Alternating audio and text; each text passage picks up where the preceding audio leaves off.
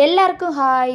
சென்னையை விட்டு நான் போகிறதுக்கான நேரம் வந்துருச்சு. அதுக்காக தான் கொஞ்சம் பாத்திரம்லாம் பர்ச்சேஸ் பண்ணுறதுக்காக டி நகர் போயிருந்தோம். வர்ற வழியில் இந்த பழம் வாங்கிட்டு வந்தோம்.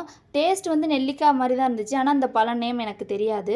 ஊருக்கு போகிறதுக்கு எல்லாம் பேக் பண்ணி பஸ் ஸ்டாண்ட் வந்து பஸ் ஏறியாச்சு. ஊர் பக்கம் வந்தாச்சு.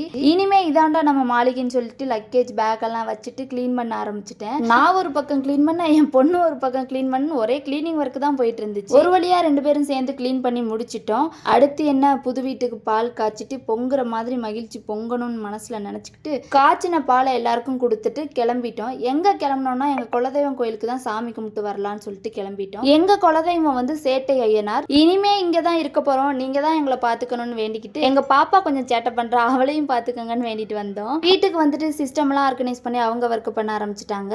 பாப்பாவுமே புது இடமா இருக்கு அப்படின்னு சொல்லிட்டு ஜாலி ஆயிட்டா. இனிமே இந்த ஊர்ல எப்படிலாம் இருக்க போறோங்கிறது எல்லாத்தையும் நான் ஷேர் பண்றேன். நெக்ஸ்ட் வீடியோல பார்க்கலாம். Tata, bye by.